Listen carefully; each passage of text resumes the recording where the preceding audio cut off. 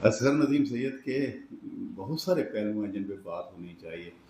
इनके ड्रामा हैं और ड्रामों के अंदर जो इन्होंने एक पूरी तहजीब दिखाई है, यहाँ का जो सकाफत दिखाई है, उस पर बात होनी चाहिए। मेरा ख्याल है अब कोई ड्रामा निगार उस तरह नहीं लिख पाता है। कैसे उन्होंने लिखे ड्रामे वो देखे जाने चाहिए। फिर इन्होंने जो अपने नावलों के अंदर आप देखें जो तहजीब के कई रुख हैं सकाफत के साथ जुड़े, वो सकाफती पूरा एक पैनोरामा आपके सामने आता है। वो इस मुल्क का नहीं, कई मुल्कों का आपके सामने आता है और उन नावलों में ये उसका हिस्सा होते हैं।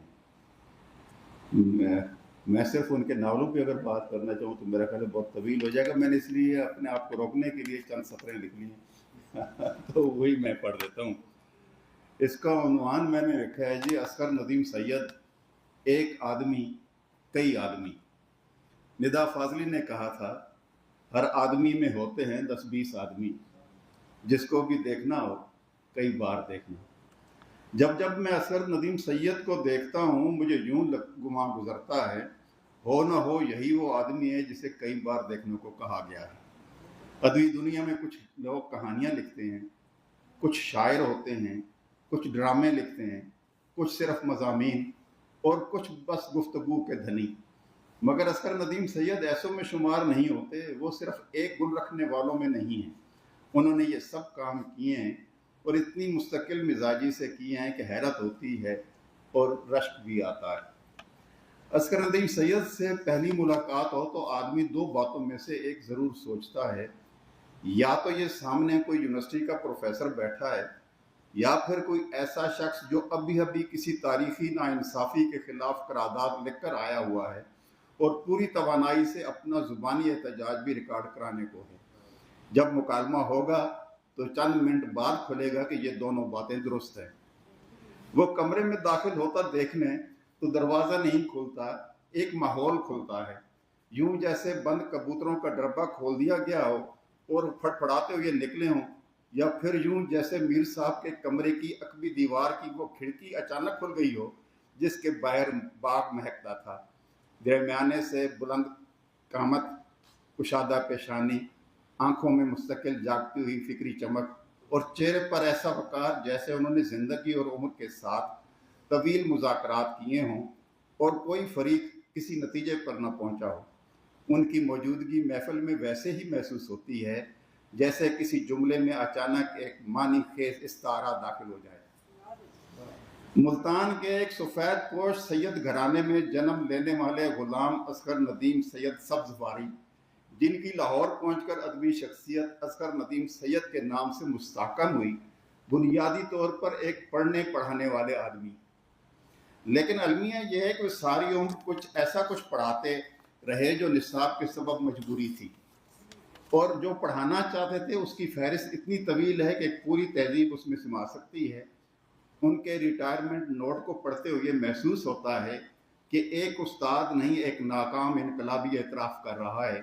वो मंटो पढ़ाना चाहते थे, फैज़ पढ़ाना चाहते थे, तारीख़ के अंधे गोशे दिखाना चाहते थे, जमालियात सिखाना चाहते थे, परिंदों, दरियाओं, जंगलों और इंसानों से मोहब्बत करना सिखाना चाहते थे।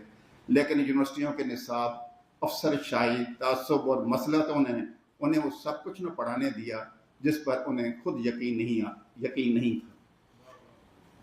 कुछ ऐसा ही कर्ब उनके दरिया, प्यास, चांद गिरन, मेघ मिलहार, दस्तक और गुलाम गर्दश जैसे ड्रामों में राह पा गया है। असगर नदीम सैयद की ड्रामा निगारी का मसला ये है कि वो सिर्फ ड्रामे नहीं लिखते, अपना समाज और सकाफत लिखते हैं। गिरे पड़े और सवाल उठाते लोग लिखते हैं। उनके किरदार अक्सर उस समाज के खिलाफ गवाही देते नजर आते हैं जिसमें वो जिंदा हैं। उनके ड्रामों में मुकालमों के सबसे बड़ी खूबी ये है कि वो सुनने के बाद ख़त्म नहीं होते, वो नाजरीन के वजूद का हिस्सा हो जाते हैं। उर्दू ड्रामे में बहुत से मुसन्निफ़ आए जिन्होंने मकबूलियत हासिल की, मगर असगर नदीम सैयद उन चंद लोगों में शामिल हैं जिन्होंने मकबूलियत के अंदर फ़िक्र को ज़िंदा रखा। उन्होंने अपने नाजरीन की सिर्फ तवज्जो नहीं खींची, उन्हें बेआराम भी किया है, और शायद एक सच्चे तख्लीक़कार का काम यही है।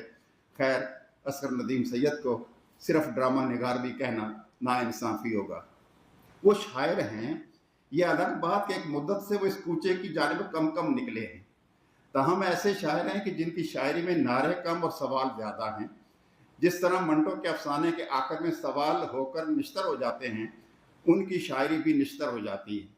कई बरस हो गए उनकी अधूरी कुलियात को शाया हुए।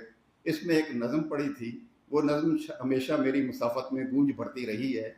मुसाफिर 60 बरसों के अभी तक घर नहीं पहुँचे, कहीं पर रास्ते की घास में अपनी जड़ों की खोज में तारीख के घर का पता मालूम करते हैं।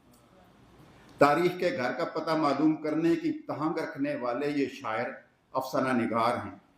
ऐसे अफसाना निगार जो साहिब नज़र भी हैं कि वो कहानी जो किसी और को नज़र नहीं आती, उन्हें कभी तो मंटो के घर के पास उदास बैठे मिल जाती है, कभी टिबी गली की तवाइफ मोनी और नाजली के कोठे की सीढ़ियों पर, कभी जागीरदारों की गुलाम गर्दशों में, और कभी बुलबुल अकेडमी ढाका में डांस सीखने वाली शांति के पहलू से, जो 16 दिसंबर 1971 को अपने मगरबी पाकिस्तान के घर से बेदार हुई थी तो उस पर खुला था, उसका घर अब उसके मुल्क में नहीं था। वो एक मुख्तलिफ नावल निगार हैं, मुख्तलिफ यूँ कि उनके यहाँ किरदारों से ज़्यादा ज़माने बोलते हैं, तारीख भी बोलती है और तहजीब और सकाफत के तमाम मज़ाहिर भी। तहम सबसे ज़्यादा बोलने वाला उनका अपना ज़माना है। वो अपने ज़माने और अपने नावलों में पूरी तरह मौजूद होते हैं, अपने हिस्से का सच कहने के लिए। अपने नावल कैदियों की मुमलिकत के उस बिखरे हुए साफ़ी की तरह, जो हमें ये कहते हुए मिलता है, कोट, गद्दार होना कबूल है लेकिन तारीख का मुजरिम होना कबूल नहीं।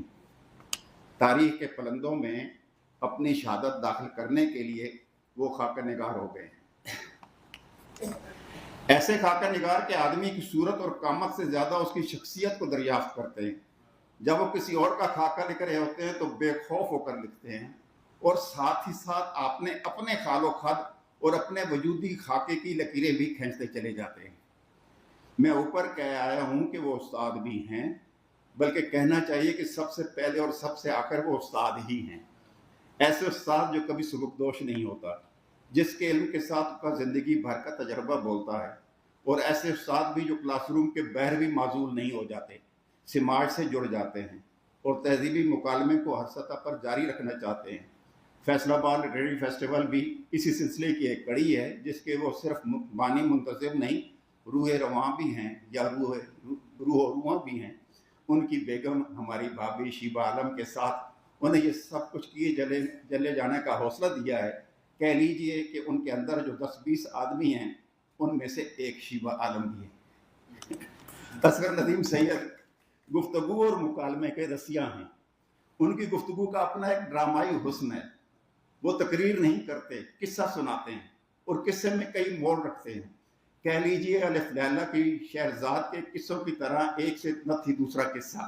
और हाँ, जब वो किसी मसले की पर बहस कर रहे हों तो वो हुक्म नहीं देते, कायल करते हैं, कायल किए चले जाते हैं, इख्तलाफ को रद्द नहीं करते, ताहम अपने दलाल के साथ पसपा भी नहीं होते। मुझे हमेशा यूं महसूस हुआ है कि असगर नदीम सैयद की असल जंग अदब में किसी फर्द किसी और से नहीं, फरामोशी और निस्यान से है। वो उन लोगों में से हैं जो तारीख के अंधेरों में एक चिराग लेकर दाखिल होते हैं और पूछते हैं यहाँ कौन दफन है, और फिर जवाब मिलने तक खामोश नहीं होते, जवाब लेने को टोके लगाते रहते हैं, मुश्तिल करते हैं, सवालिया निशान बड़ा किए चले जाते हैं। उनके नावल जहाँ आबाद की गलियाँ से लेकर कैदियों की मुमलिकत तक, उनकी शायरी से लेकर उनके ड्रामों तक एक ही सवाल बार बार सुनाई देता है, हम आखिर किस तरफ जा रहे हैं। ये सवाल उनके फ़न की जान है और उनकी अपनी शिनाख्त भी। आज हम उन्हें खिराज तहसीन पेश कर रहे हैं तो दरअसल हम ऐसे तख्लीकी फ़र्द को सलाम पेश कर रहे हैं जिसने कलम को रोज़गार नहीं ज़िम्मेदारी समझा, जिसने अदब को तफरीह नहीं शऊर समझा, और जिसने शोहरत को मंजिल नहीं एक ज़मीनी वाक़या समझा। असगर नदीम सैयद की सबसे बड़ी खूबी शायद यही है कि उनके पास कुछ सवाल हैं, वो सवाल करते हैं, सवाल करते हुए ज़िंदा हैं और इख्तलाफ करते हुए भी ज़िंदा हैं, मुकालमा करते हुए भी और मोहब्बत करते हुए भी वो ज़िंदा हैं कि उनकी ज़िंदगी का सबूत उनका कलम है जो मुसलसल ज़िंदा तहरीरें लिख रहा है। बहुत शुक्रिया।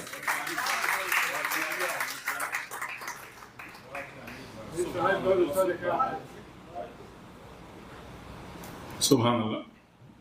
اسے کہتے ہیں ماسٹر پیس. ہم بہت ممنون ہیں جناب محمد امین شاہد صاحب. بہت ہی شاندار مضمون، سبحان اللہ، اور تمام جہاد کا احاطہ کرتا ہوا.